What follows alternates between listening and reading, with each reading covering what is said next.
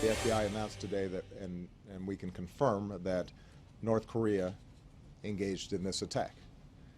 I think it says something interesting about North Korea that they decided to have the state mount an all-out assault on a movie studio because of a satirical movie.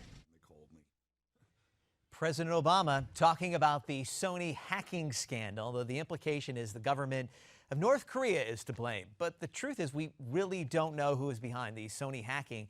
The FBI said the coding used a certain script that pointed to North Korea, but then some security experts suggest that hackers out of Thailand are behind the hacking.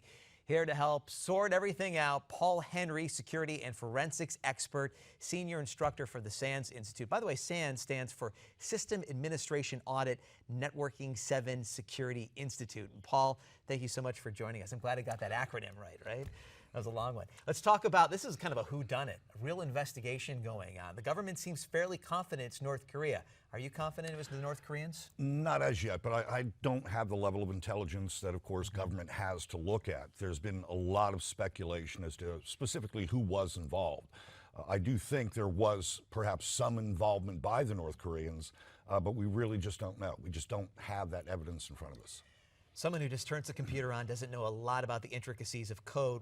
How do the investigators try to find who did this? And is it a matter of just kind of retracing steps? And it's not like there's DNA evidence and there's a body left behind. This is kind of probably a difficult puzzle to crack. Actually, it's not that difficult. You have to have access to the systems that were involved. You simply perform a complete forensic analysis of those systems.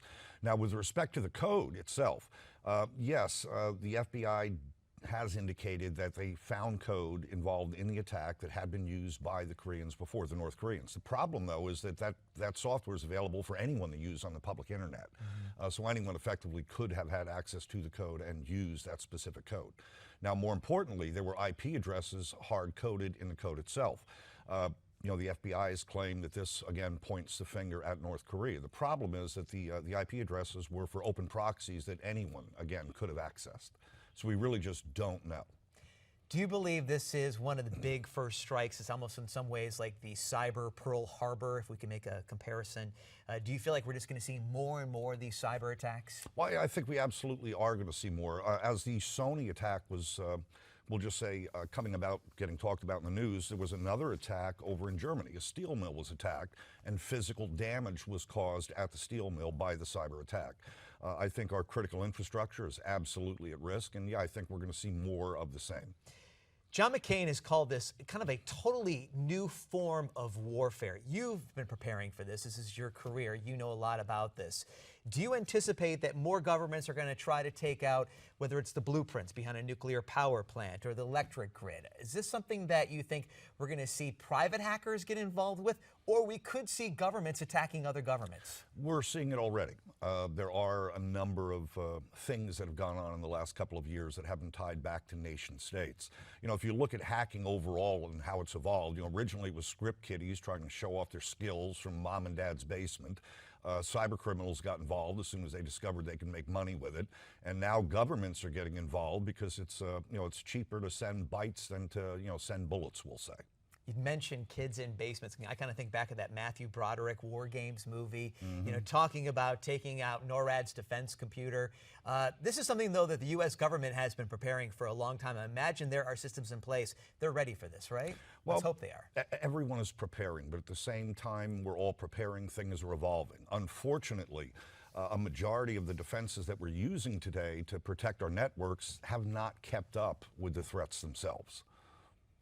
Do you anticipate that, you know, the average citizen is going to be affected? Not only it looks like the North Koreans went after a private company, if they are behind this, in the Sony Corporation, but that private citizens, I know people that were even worried about downloading the movie, the interview, just because they were thinking that they could be at the other end of, you know, being hacked. I think that long-term, average citizens will be impacted. If we take a look at critical infrastructure again, if someone were to take out a large section of the U.S. power grid for a little more than a week, what happens to the food that you had in the fridge and everything else? You're not going to be able to buy gasoline. The gas pumps won't work. You can't buy things at the store, et cetera, et cetera. So yeah, I think that asymmetrically, cyber attacks will come of age, and it'll be in the foreseeable future. we would hope that we have the best and brightest working to try to fight cyber attacks in the United States. Do you believe that to be the case, or really across the world people have a lot of knowledge when it comes to hacking computers? Well, I think that nation states today are spending a significant amount of money on training,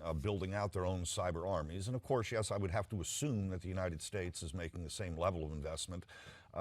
So yeah, I think that the training aspects of it are growing worldwide.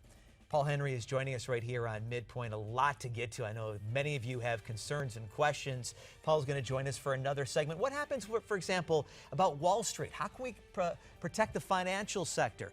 Paul's going to answer some of those questions and much more right here on Midpoint on Newsmax TV.